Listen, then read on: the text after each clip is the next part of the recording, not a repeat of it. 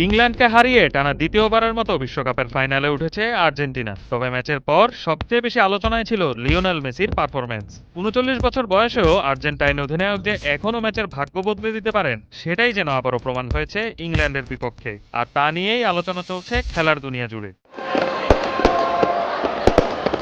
বার্সেলোনাতে career শুরুর সময় প্রতি ম্যাচের ৯০ মিনিটে গড়ে ১০ থেকে ১১ কিলোমিটার দৌড়ানো মেসি এখন গড়ে দৌড়ান মাত্র ৮.১ কিলোমিটার। সেমিতে তিনি সেই গড় পার করে ৮.৩৫ কিলোমিটার দৌড়েছেন। তবুও তাকে থামাতে অধিনায়ক হ্যারি কেন সহ ইংল্যান্ডের ৪-৫ জন খেলোয়াড়ের ঘাম ঝরে গিয়েছে। এমনকি প্রথমার্ধের এক পর্যায়ে মেসিকে ফাউল করে হলুদ কার্ডও দেখেছেন ডিফেন্ডার অ্যান্ডারসন।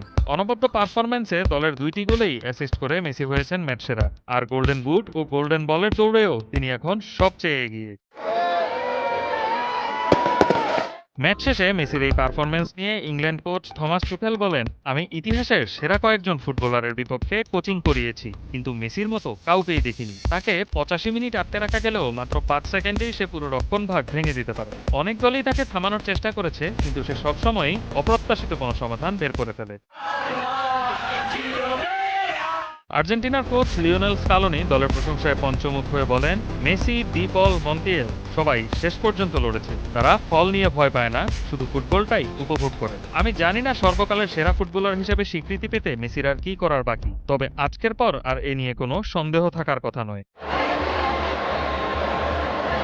শুধু কোচরাই নন, মেসির প্রশংসায় ভেসেছেন প্রতিপক্ষ দলের খেলোয়াড়রাও। ইংলিশ অধিনায়ক হ্যারি কেন বিশ্বের সবচেয়ে বিপজ্জনক খেলোয়াড়দের একজন হিসেবে মেসিকে উল্লেখ করেন। তিনি বলেন, মেসি ইতিহাসের সেরা খেলোয়াড়। তার পুরো ম্যাচ নিয়ন্ত্রণ করতে হয় না, জাদুর জন্য মাত্র ১-২টি মুহূর্তই যথেষ্ট।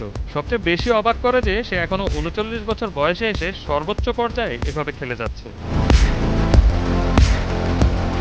গোল্ডেন বুট ও বল জয়ের লড়াইয়ে মেসির কাছাকাছি থাকা ফ্রেঞ্চ ফরোয়ার্ড এমবাপ্পে স্পেনের সাথে প্রথম সেমিফাইনালের পর নিজেকে মেসির বড় ভক্ত দাবি করে বলেছিলেন, তার চাওয়া মেসি যেন নিজের দ্বিতীয় বিশ্বকাপ জিতে নেন। ফুটবল জগতের সর্বকালের সেরা খেলোয়াড় হিসেবে যেন সকলেই মেসিকে বরণ করার অপেক্ষায় আছেন। Desk report, Kaler Kantho.